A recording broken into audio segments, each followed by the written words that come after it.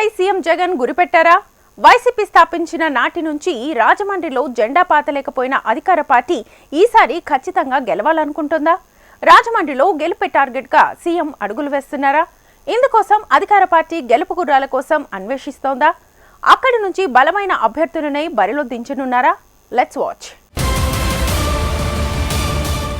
రాజమండ్రిపై గురిపెట్టిన వైసీపీ అధినేత.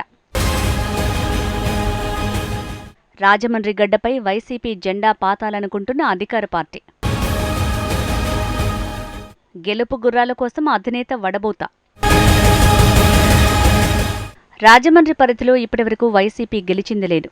2014-2019 ఎన్నికల్లో అక్కడ టీడీపీ విజయం సాధించింది.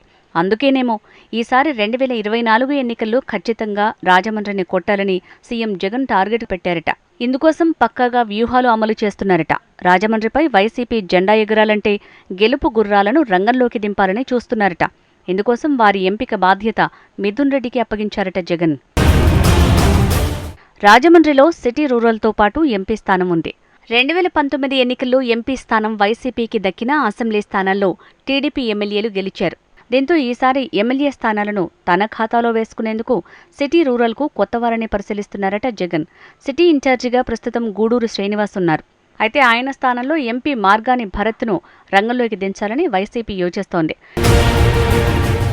ఇక రూరల్ నియోజకవర్గంలో ప్రస్తుతం చంద్ర నాగేశ్వరరావు ఇన్ఛార్జిగా ఉన్నారు. ఆయన స్థానంలో డాక్టర్ పద్మలతను నియమించాలనే ఆలోచనలో వైసీపీ అధిష్టానం ఉందట. రూరల్ నియోజకవర్గంలో శెట్టిబలిజ సామాజిక వర్గానికి చెందిన ఓట్లు ఎక్కువగా ఉండటం, అదే సామాజిక వర్గానికి చెందిన అభ్యర్థి కోసం వైసీపీ పరిశీలిస్తోందట. దీంతో అదే సామాజిక వర్గానికి చెందిన డాక్టర్ పద్మలత గెలిచే అవకాశాలు ఎక్కువగా ఉన్నాయనే భావనకు వైసీపీ అధిష్టానం వచ్చినట్టు సమాచారం.